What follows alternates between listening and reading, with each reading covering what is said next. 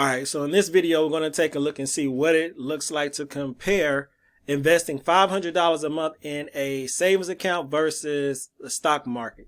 So we're going to have a starting balance of $0. So let's just say you have no money and you're just now starting to save. I put it in a 30-year window so we can look at how the money moves from today up until 30 years. So you're putting in $500 a month. 0.6% is about the average return for a savings account. That's not even 1%. So you're looking at that right, 0.6. I put in here 3%, which is the average rate of inflation. So you can see how much money you should have in order to maintain what you initially started with. And we're going to put in an annual percentage rate of 10% for investing in the stock market. So look down here, and I want to do this in 5-year increments. I didn't make this chart. There's a website called dinkytown.net, and right after 19, the numbers change. So that should be 20, 21, 22, so on, and that should be year 30. So don't get it mixed up. So at the end of year 5, let's clear that out. So end of year 5, you have $30,461 in your savings account. And this is in investing $500 a month or saving. The rate of inflation, you would need $32,370 in order to maintain the amount that you actually put in. But as you can see, you're like $2,000 short. If you invest in the stock market, you have $38,000, was it 586? Yeah. So let's go to year 10. Year 10, come on, clear out. Year 10, in your savings account, you have $61,800 and some change. And I'm going to skip the interest rate for now. If you invest in the stock market, you have $100,729. So that's what, almost a $40,000 difference.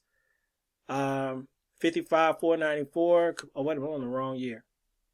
Right here. $10,061,846 compared to $100,729. So let's look at year 15. If you invest in savings only, you have $94,185.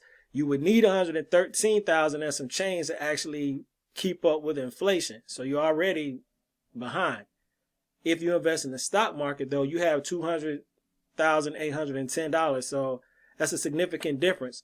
Simply putting $500 in the savings yields you $94,185.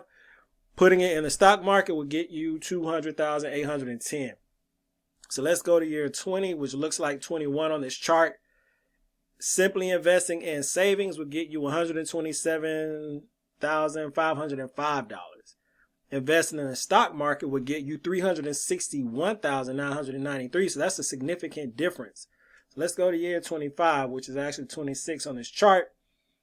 Simply investing in savings, you have $161,837.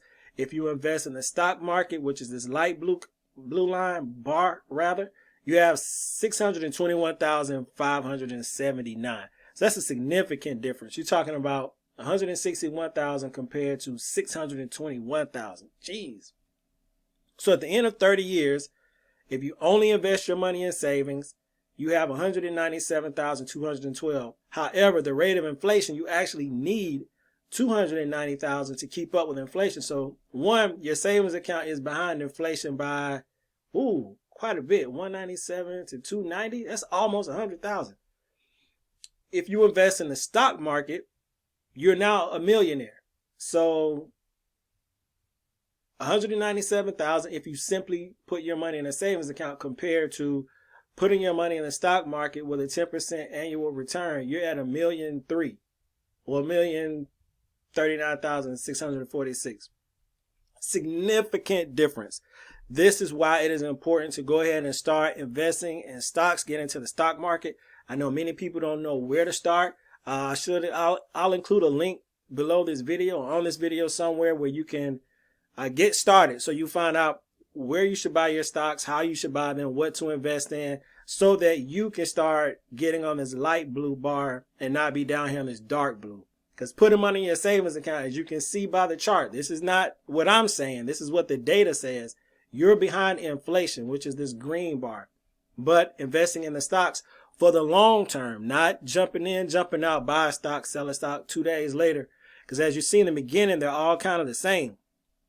The longer you let it sit, the stock starts to rapidly double and triple. Like it just starts to really take off. Because look, your savings account and inflation kind of hang together.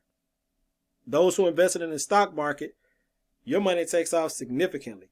So if you're interested in investing in stocks, if you're a beginner, have never invested in stocks, don't know where to start, check out the link below, and I'll see you guys in the next video.